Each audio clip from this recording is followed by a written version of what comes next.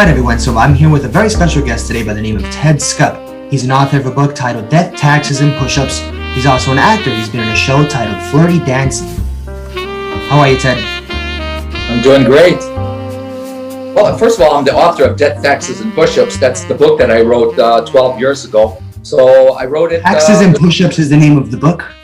The name of the book is Death, Taxes, and Pushups. Remember, there's two things in life that are certain, death and taxes. But for me, it's death, taxes, and pushups. So I wrote the book after I did 10 million. So yeah, we can get into that in a little bit. But I wrote the book for people with low income. There's like 30 million people that are living on a low income. So I wrote it for them, and busy executives, celebrities, where they can't get to a gym. So I wrote it for those people.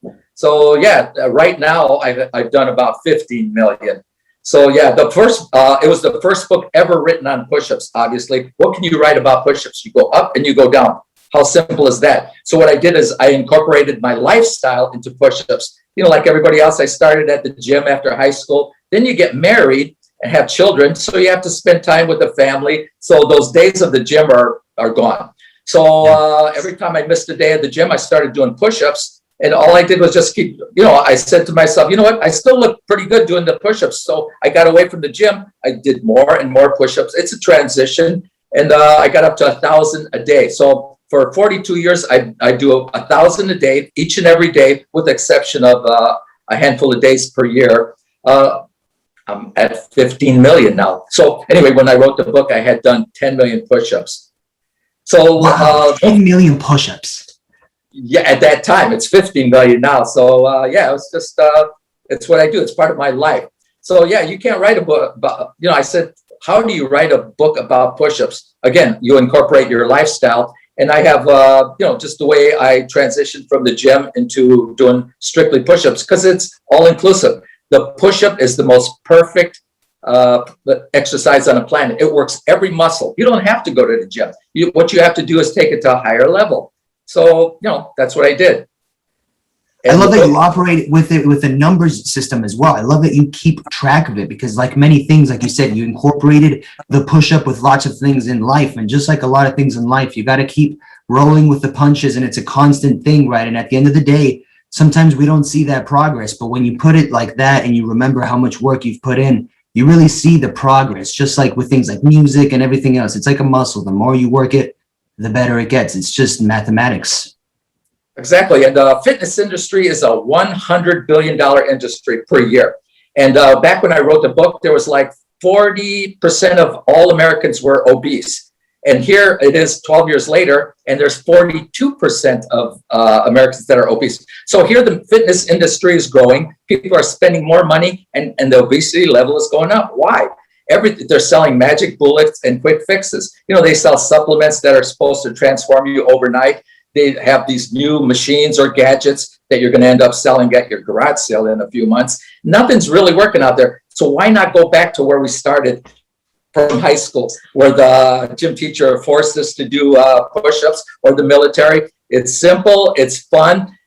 You just have to keep pushing those limits up. So in my book, I say, if you could do 10, I'll get you to do 20. If you could do 50, I'll get you to do 100. It's it's about cheating yourself and bringing those numbers up, breaking those mental barriers, and constantly having them break their records, and just keeping that threshold, raising the bar. That's really awesome. You're so right about that, right? It's a thing about.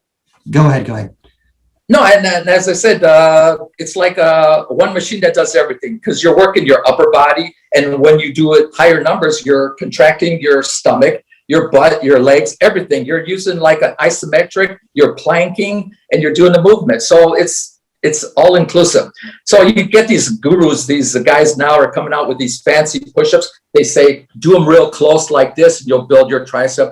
Do them far, you'll build your chest. I'm like, hell no. Move over, punk. Let me teach you how to do a push-up. Just do it military style, and just do higher numbers. Your body is kind of like an automatic transmission. It has gears. So when you do 10, you're working a certain muscle. Then you go from 10 to 20, you incorporate other muscles into the push-up. And then you go from 20 to 30, you're using different muscles. So you don't have to keep moving your arms around. Just do the damn simple military push-up like we learned in high school. It's that simple. as I said, everybody thinks they invented the wheel, the way they do things. Just go back to basics, just do them. And as I said, I just started doing them in higher numbers. And the wheel gets changed. I'm sorry to interrupt. They always change that wheel too, right? If you go back to the originals, the fundamentals, that's where you want to find your information. Because sometimes it gets fizzled out by these, what do they call them, gurus? The gurus, yeah. They mix us up and they just put all this stuff in your head and nothing's working. So as I said, the industries, they're making billions of dollars off of us selling this crap, this junk and these, these new ways of exercising. You see people with these ropes flipping tires over. Does it work? Yes. But, I wrote the book because there are people that, are living on a low income. They can't afford supplements. They can't afford personal trainers. They can't afford equipment. They have nothing. So get on the floor and do push-ups. It's so basic and it's free. You can do them in your underwear at home. You don't have to, dress up or Rocky Balboa style. You don't need any equipment.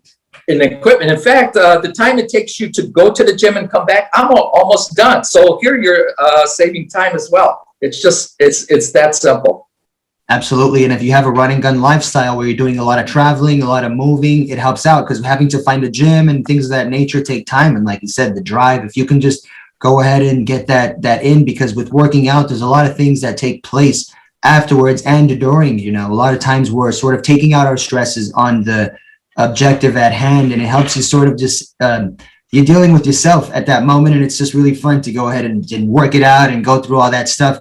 And then afterwards there's that dopamine effect where you're just ready to take care of business afterwards. I know whenever even if I don't want to maybe one morning do a workout, right after I do it, I'm so ready for the day more than I was prior. It's one of those things where you get it in and then you get that dopamine effect and you're ready to take care of business. Yeah, and even busy executives. I wrote the book also not only for people with low income. You got these busy executives or celebrities like Matthew McConaughey and just all these guys. They don't have the time to go to the gym, so they do it in their dressing room or wherever. So it's for both low income people and busy people. You could do them anywhere on the planet. You could go to the beach, knock them out over there. I used to do them at work. In fact, I did probably about 2 to 4 million push-ups at work. Hey, I was at my desk. I had my phone right there, and I was staying alert. So actually, they thought that was a good idea. That keeps your mental, and physical. I love that, man. I love that so much about that you've built this philosophy where you integrate the push-up into the daily routine because, hey, you're staying fit, you're feeling good, you're looking good, everything. It's all just coming together in many ways. At the end of the day, you've got your mind and body together in one place, and it's all in it's a good hobby to have, right? We won't call it a vice, but if that's what you're doing, if you're itching to do push-ups on a daily basis, that's better than most people maybe wanting to grab a cigarette or a drink sometimes, more often than they might need to. You just go ahead and do push-ups. Yeah, I was, when the book came out, I used to do radio shows, and I was in Fort Wayne, Indiana, doing a in-studio radio show. People would call in, and they go like, Ted, you're saying this is free. Everything you're saying is free.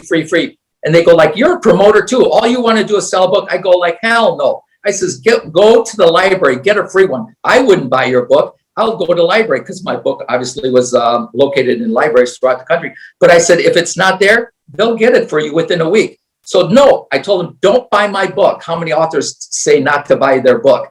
I say, go to the library and get one for free. Let the government pay for it. If you're on low income. Now, having said that, there are people who want everything now. So you could go on Amazon, order it, or you could go to a bookstore. But I said, look, if you can't afford it, and I'm promoting a free exercise, and I'm also promoting a free book, my book. And as I said, go to the library.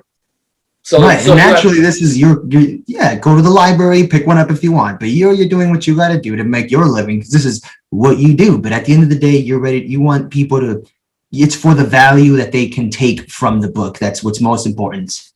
Right. And the best thing that happened to me from the book was, I got letters from Afghanistan. I had 2 wounded warriors who were in the hospital. They read my book. Imagine that. They sent me letters saying that because of my book, they started slowly, obviously, to start doing push-ups like I do in my book. I have a beginner, intermediate, and advanced level. They started doing the push-ups, and they wrote me that they actually rehabbed based on my book. So one of them, when he got home, he's we called each other by phone, and I said, look, I want to send a lot of my books to Afghanistan and to the Veterans Hospital throughout the country.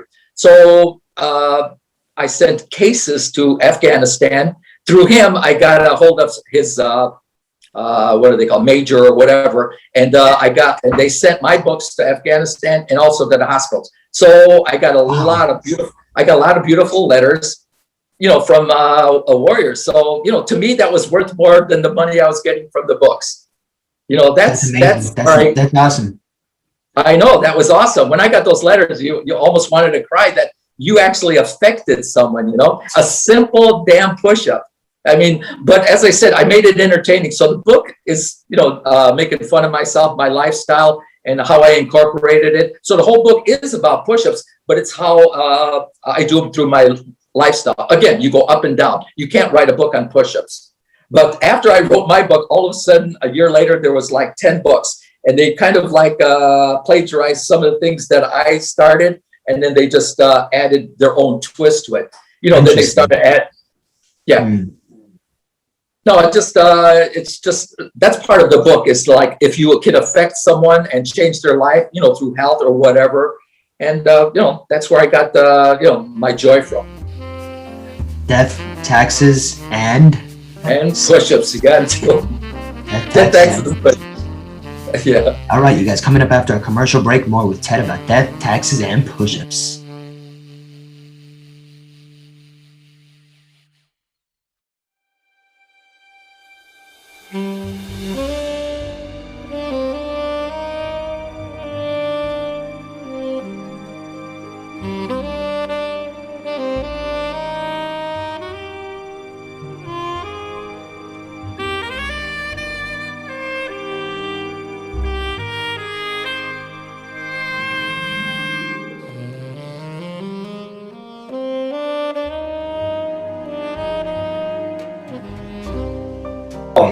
So here I am in California. I moved to California. This is the land where you're discovered, LA, California.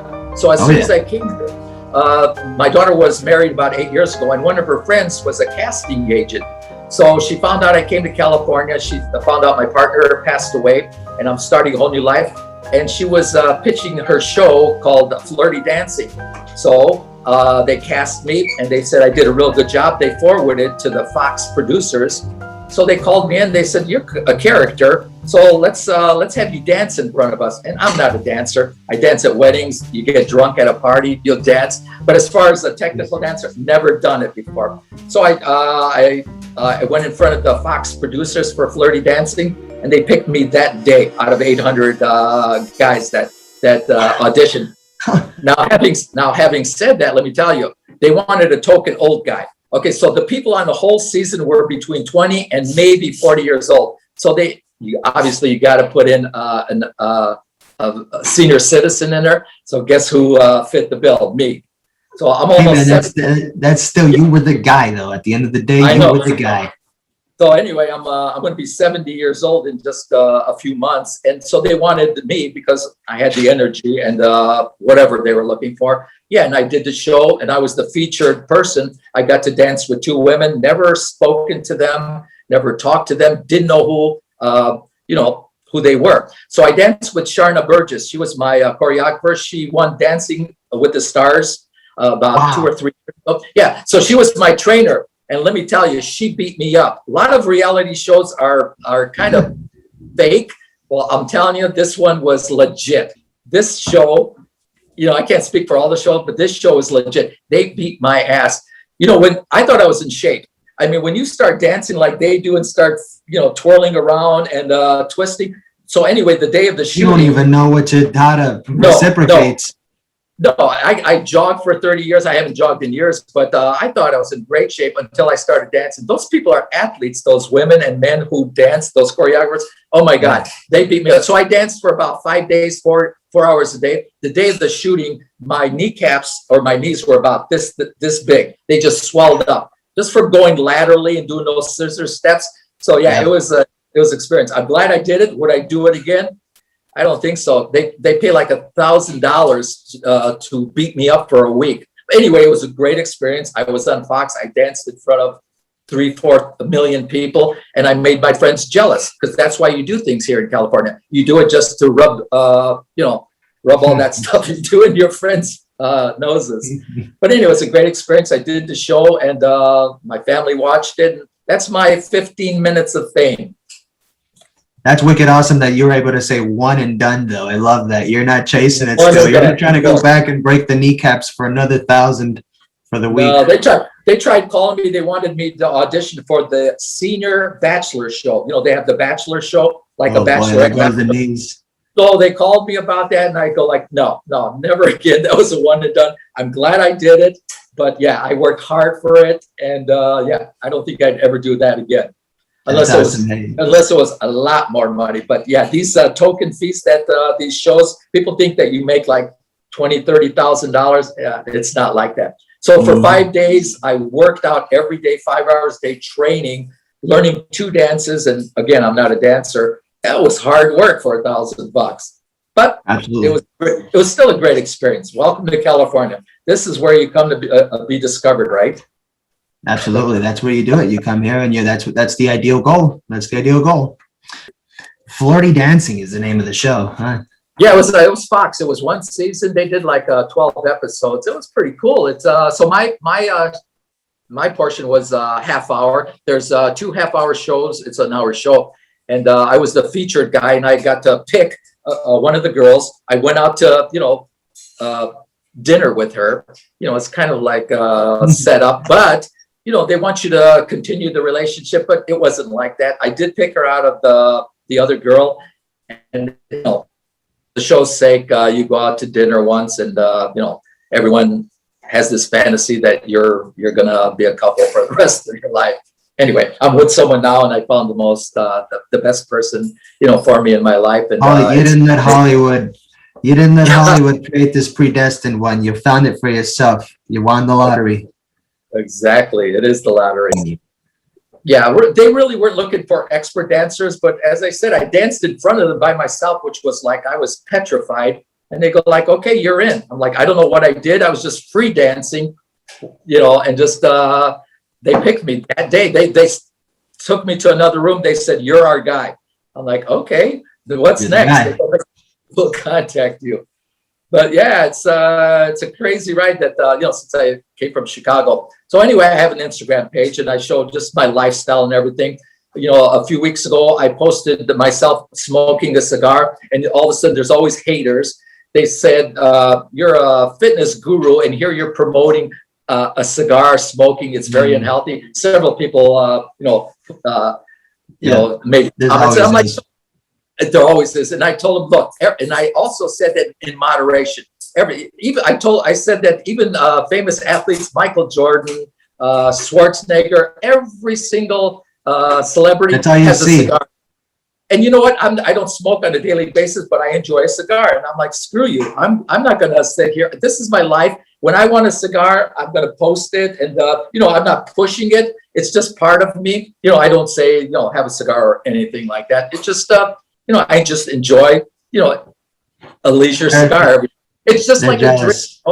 Just because you make a toast doesn't, you know, it doesn't say that you're promoting alcohol, you know. It's just crazy. Right. There are haters out there. Anything you do, someone's going to find a fault in what you do. Yeah, absolutely. And you know what? Those people are doing that just to say something. They're probably jealous of you or something. They're jealous. Obviously, you're not promoting it. You're showing yourself having a good time, just like most people are. And we know what Instagram is. So get out of town with that stuff. So yeah, anyone can follow me. It's Ted Skup. It's as simple as that, SKUP. So just, you know, you can live vicariously through just me being silly, you know, in California. This is still all new to me. So I'm discovering new places to go, you know, every single week. Yeah, as I said, I kind of slowed down since the virus started, but yeah, we're starting to get out slowly but surely, going to restaurants, going out in public. Little by little, we're getting back to normal, and hopefully by summer that we can take our masks off and actually, you know, look at each other's lips move, you know. Absolutely. How were you able to, make that appropriate change when the quarantine took place? Because you've been here for 4 years, so you built some momentum. Yeah. You were having a good time. You were experiencing the area, and then we're almost, a year and a half, almost 2 years in with this now. So how did you make that adaptation? What are you doing now that was different? How are you still living your life to the fullest? Well, first of all, when I came here, about a month after I got here, we had the worst fire in California history right across the street from my house. And I live in Ventura, California. So the biggest fire in the history was a month after I moved in. Next thing you know, I lived through 3 earthquakes. I mean, I was here probably 6 months. I lived through the biggest fire in the history of California, 3 earthquakes. So all my friends back home, they're going, well, welcome to California. They're like rubbing my nose in it. but then again, I tell them, go out and shovel that 6 foot of snow you got out front. Oh, so, yeah, I know that lifestyle. I know that you got to wake up 2 hours early just to get rid of it all. And then your cars just forget it. I've been there. This place is great. As I said, you got to come here when you're young, because once you live anywhere in the United States, have a family, have a job, you're done. You're not going to move till you retire. So anyway, this is the last chapter of my life, and I'm going to live every day to the fullest, and I'm enjoying it. Traveling, seeing new places here, and yeah, life is good. Life is real good. Waiting for my next audition. Waiting for the next one. Hey, it's around the corner. Yeah, I told him, I said, look, I'm not going to do a bachelor show because I'm in a relationship. But if you have any crazy other shows, count me in. I would be more than glad to do anything. As long as it's awesome. Not Go ahead. I didn't mean to interrupt. No, I says, as long as it's not dancing, because I'm done with dancing. So I retired. I put it in my letter of resignation from dancing. So anything else, any kind of clever, crazy shows, I'll be in. I love that you're leaving with the bang with the dancing. You did Flirty Dancing, and you're like, no more dance. We're not showing any more of the craft. We did it there. You want to see it? Tune in. What episode is that for Flirty Dancing? Where can we find you? Well, it was January 18th of not this last January, but last year, I think 2020. And it was episode 3. And I was the featured dancer and picker. And you get to watch me stumble through. Thank God for good camera work, because every time I screwed up my footwork, they would go to my face. And then when I did something right, they'd go to your feet. So they kind of help you along there as far as they know you're not a technical dancer. So yeah, you kind of stumble every now and then. That's what they have 10 cameras around you. So they're going to find some good angles. Absolutely. That's awesome. Hollywood does a funny way of going ahead and piecing together the narrative and the show to make it work for you. That's awesome. Very nice. What's nice about what I learned from the show is when you watch TV, you don't see what happens in the background. I got to live that. And I never realized that there was like 6, 7, 8 cameramen. There's sound guys, there's lighting guys, there's boom guys. There's like 30 people, there's producers, there's directors, there's like 30 people standing behind a camera, and you're by yourself and it's in your face. You got drones flying. I did a dance on the Queen Mary. That's where one of my dances was. They had drones flying in my face around me. So you don't see that on television, but I got to experience that. And that's where, I'm glad I did the show. Even though I really wasn't crazy about it, I learned a lot. And I appreciate the camera work and, TV productions. Even a commercial is, I would understand how, in fact, they told me that my episode cost $1 million plus just for my 30 minutes, because they came to my house and they did a spend a day with Ted Skup. So my family came over, we went to the beach, they walked around the neighborhood with me, they came inside the house. So before the show started, they wanted to know a little bit about my lifestyle, the way I eat, what I do, what I wear. They went into my closet, seriously. And then my family came over and we went to the beach. We walked over there. So yeah, I got to experience that. My grandson, who was 1 year old, he's going to look back when he's a teenager, and he's going to say, I was with my grandpa on TV, for the intro portion of the show. So yeah, it'll be his like a little memento of grandpa and him. Hey man, you know what? That could be a springboard for his acting career years down the line. So thank you for that one. Yeah. So they came to your house and they got the full experience. That's really awesome. So that they really got close to you. Yeah, before the dancing portion and all that stuff, they come to your house and they spend a day. Of course, it's edited. Even though they spend about 6 or 7 hours here, that with the editing process, it took probably about 5 minutes, intro, how I live, but they do it quickly. And then, the rest of it was me practicing with Sharna Burgess, Dancing with the Stars, and for 5 days. And then they do the actual dance performances. And it was on a Queen Mary. The first one was on deck of the Queen Mary, which was epic. And then the second one was in the ballroom of the Queen Mary. So both my dances were there. And then I did, the date was held in Silver Lake. I forgot what restaurant which restaurant it was, but yeah, it was kind of set up. So I went into the restaurant and all these people were sitting there and I'm looking like, why are all these people here? And they were all extras. I didn't even know it. It looked like the whole, restaurant was full of diners. Well, they were all extras. In fact, they made them get up and they switched chairs and everything. So yeah, that's kind of like that part. But as far as the show, let me say it again. It was legit. The dancing and everything was legit. It was like, it wasn't pre-recorded or anything.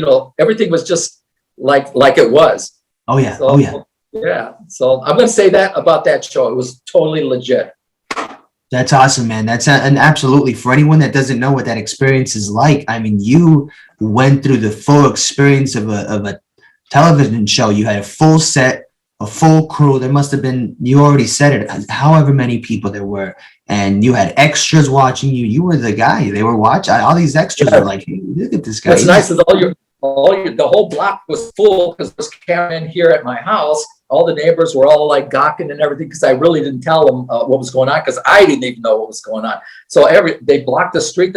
I thought when they come to your house, they have a cameraman and somebody else. They had lighting people. There was probably about 8 people in my living room. There was people outside. There was trucks everywhere. Yeah, when they do a 5-minute show or a commercial, there's like 50 trucks. I mean, I just didn't realize what it takes to put something on television. Of course, Fox has all the money in the world, so yeah, it was a big production. Yeah, it wasn't like a little, a little TV show. It was Fox, so it was live. It was a short film or nothing. Yeah. So anyway, my claim to fame was my book, and it was also Flirty Dancing, my reality show stint. So yeah, I got that. Can I ask you what you were doing, Ted? What were you doing before you were an author and an actor now? Because you've been on television, you've written your book. How about before that? What were you doing? I had a career. I worked for BP Oil Company in Chicago. So I worked for them for 37 years. After high school, started to work for BP Oil Company. And as I say, I planted my roots there. But thank God I lived in Chicago and not like Nebraska, someplace where you watch corn grow. So yeah, I lived in a great town, but I was there for 37 years, retired early. And, again, I'm here now. This is my 4th year. So I guess after 4 years, I'm officially a dude, right? When do you become a dude? How many years does it take? Takes like a year and a half, maybe. I think once you make your way around. Yeah, you have to do a reality show and you have to write a book and then live here 4 years and then you become a dude. You're already Instagram famous and everybody can see your journey. So you're the dude, man. You are the dude. No, it's all fun. I do it. One thing, a lot of people on Instagram are selling things, they're promoting, and I get it. I'm just doing it to have fun. That's behind me, making money. And I just want to just live life to the fullest. All my photos on Instagram are just me enjoying life. That's it. I don't promote my book. And in fact, the book, I didn't, it's not in print anymore. You could still get it on what do they call that? Just on email, not email, but, on the internet. You can find it. I'm sure if people do the appropriate searching, can they find it if they reach out to you? If anybody watching this says, I really want to read it, can they get it from Again, you? I'm not selling the book. They could get it on, through Amazon, through ebooks. I'm sorry, it's ebooks. That's what I was trying to say. Ebooks. So yeah, but I'm really not promoting the book. As I said, try to get it free. In fact, I give my neighbors books. I still, after I stopped printing them, I give them away. As I said, I gave them to the wounded warriors in veterans hospitals, Afghanistan. I'm just giving them away. I want people to enjoy it, not get into the hype of, buying expensive equipment. Start someplace. Start with the basic. Cavemen probably were the first to start push-ups. It's that simple. Yeah. You don't need gadgets. You don't need all these supplements. A good diet, nutrition is important, yes. But they're selling you this quick fixes and magic bullets. which aren't working. It's dedication. You know, it's something that you got to just keep building up each day. You know, it's not a quick fix either, but it's actually fun. It's muscle memory, and you know, the more you do, you know, it just gets easier and easier. So yeah, I at one time when I first started, I was doing like 200 a day. Then I got bored. I waited till I got bored. And then I did 300. Then I got bored. Then I did 400. And eventually I did 1,000. And someone says, well, why did you stop at 1,000? I said, then you're getting a little cuckoo, you know? You're like, yeah, you're an extremist. But 1,000 works for me. I'm done in 50 minutes flat. Again, by the time you go to the gym and come back, I'm already done with my workout. And as I said, you don't have to have gym clothes. We'll do it in your underwear, whatever. You do it at home. You could do it on vacation. Do it at the beach. Get down on the sidewalk and do them in the middle of town. You know, people. So yeah, it's you could do them anywhere. It's the most portable exercise. So you're taking your gym with you. You know, just get down and do them, man. Don't be embarrassed. But I do mine early in the morning, get it out of the way, out of sight, out of mind, and then the rest of the day I feel great. And tomorrow morning I'm gonna do them again, and the next day, and I don't know how long I'm gonna go on, but as I said, I'm almost 70, and I'm gonna be doing them hopefully for another 10, 20 years. It's been 42 years, and as I said, right now I'm at 15 million estimated. It's probably a little bit more, but I enjoy it. It's just, it goes like this, and you know, people think it hurts, but again, after 42 years, it's just like jogging. You just get used to it. Your muscles are just like used to it, and but you got to push it to a higher level, you know, and that's what I do. And I don't get these little machines that twist. You know, people say, how about those little twisty machines? I'm like, no, you don't need that. You're going to get carpal tunnel over here. In fact, the guy that invented it was supposed to be a Navy SEAL. I looked at the box when they were selling it. I forgot what it's called. It's a push-up stand that swivels like a sit and spin for kids. You can like break your wrists with those things. Yeah, probably could. I says, yeah, if you're going to do 5 or 10, do it. But if you're going to do, you know, a lot more push-ups, you know, have a good foundation, and use your, you know, use your hands. You don't need that machine. So anyway, I was on the air one time at on a radio show, and it said it was invented by the Navy SEAL. And by the way, I don't have anything against Navy SEALs, but this guy never invented it. He bought that little contraption from some guy who invented it in his garage, and all he did was invent the program, you know, how to do push-ups, how many, but it made you seem like he invented that product, which is, because I Googled it, trademark and, you know, commission, and he did not invent it. And yet he said it was invented by a Navy SEAL. It was not. In fact, I called him out on the radio show. I said, I want to meet you anytime, any place, and I want to do push-ups with you. And you take your little sit and spin machine, and I'm going to do them the right way. I never got a call, but yeah, I called him out. And I also said he did not invent it. And it was sold in every Walgreens, every Walmart, everywhere throughout the country. It said right on the box, this thing was invented by a Navy SEAL. I'm not going to mention his name, but yeah, I called him out. I said, no, you didn't. You didn't invent it. You're another one of those fitness guys who are promoting shit that just doesn't work. You know, it's a way to separate. Yeah, it's a way to separate a fool and his money. This stuff, does it work? Yes. But I mean, let's just do it, you know, the easy way and just keep building. So yeah, that's what I'm all about. Just do it easy. And I'm not here for the money. And my Instagram is just me having fun. That's it. So. Very nice. Very nice. That's awesome, Ted. So how about this? So how about today?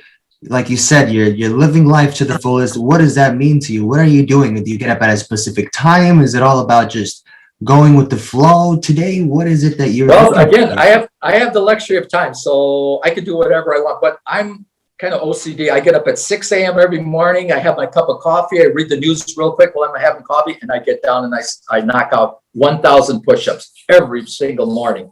So yeah, that's basically it. After that, I'm free for the rest of the day.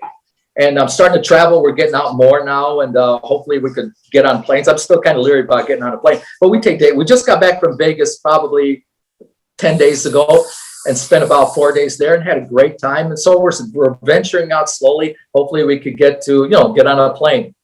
I mean, if you're a businessman, yeah, I just start exploring, and every day's a gift, and just making the most out of it. But yeah, but push-ups are death taxes and push-ups. That's, you know, one of the most important things to me. I'm not really a fitness guy. It's just the way I incorporated push-ups into my lifestyle. That's what I'm promoting. It's just, you know, it's so simple. And I don't do anything else. Everyone says, well, what else do you do? I'm like, push-ups, but I do a lot of them. So I used to do 143, 7 sets of 143. Now I do 10 sets of 100. So I'm slowing down a little bit, but I still do them in 50 minutes, 1,000 push-ups in a 50 minutes. So yeah, I don't know how long it's going to last, but no pain, never had it. Oh, that's another thing. One thing about push-ups, you don't get injured because you're not lifting these extreme weights. It's just body weight. So yeah, you're going to tire out before you get hurt. So yeah, if you could do 10, you're going to get tired, but you're not going to get hurt.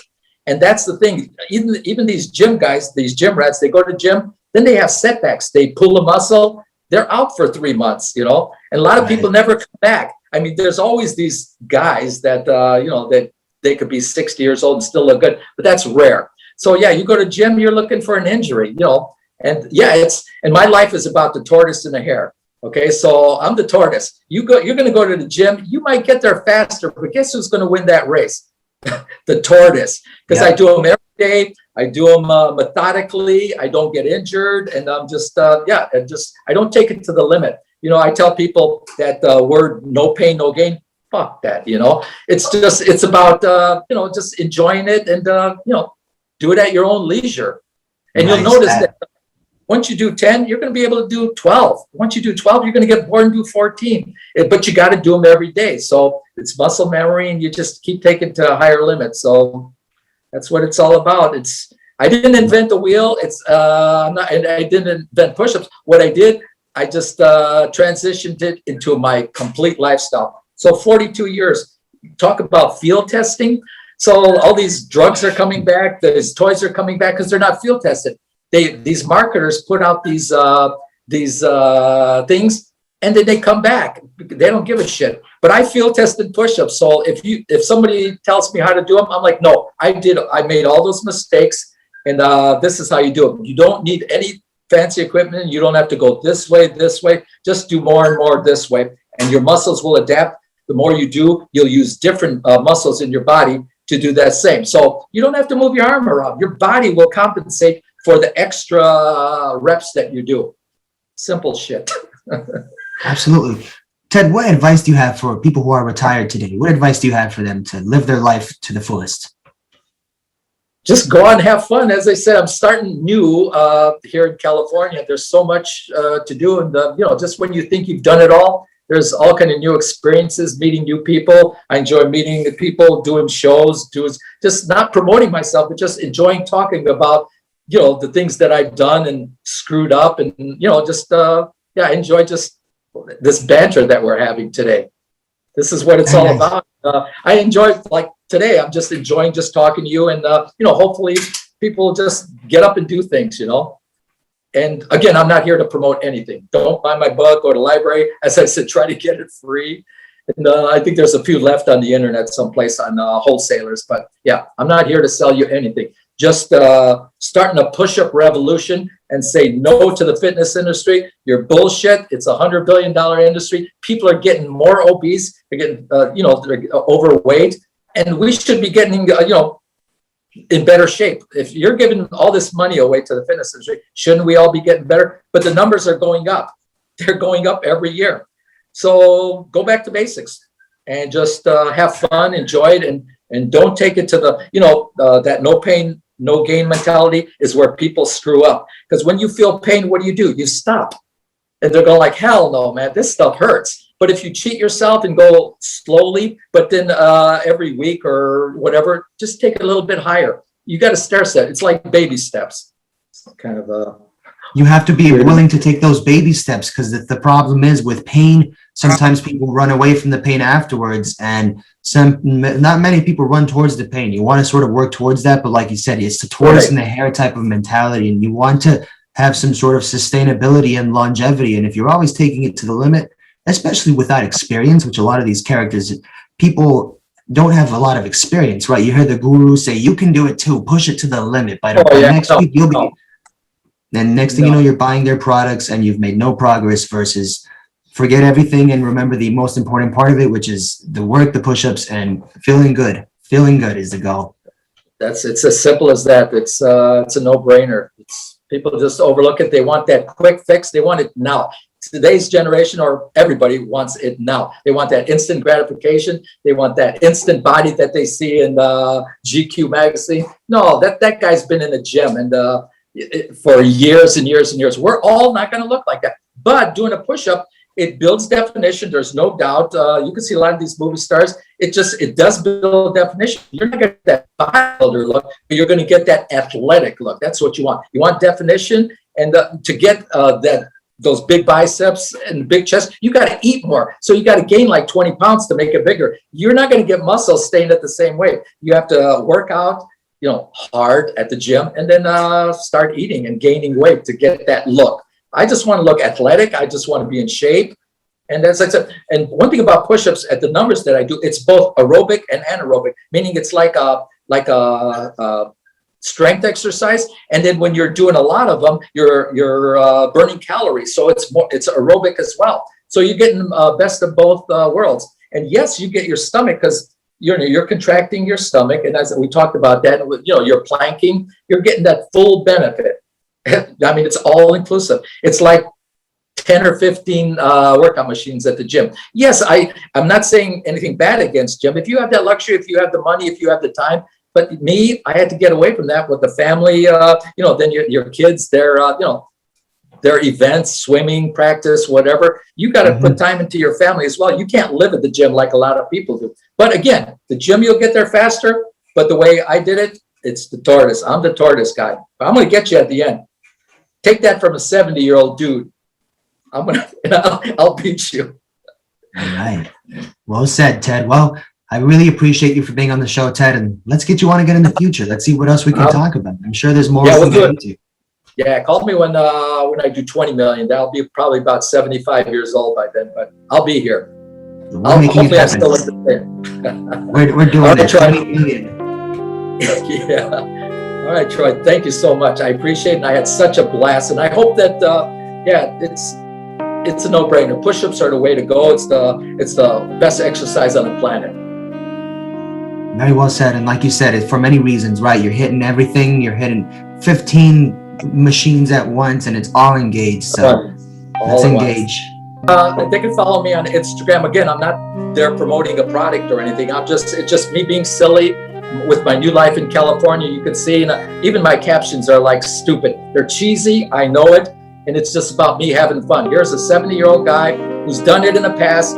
He's not trying to sell you anything, just having fun. And that's all I'm looking for. So if any of your followers want to just Ted Skup on Instagram. Yes. Oh yeah, Ted Skup.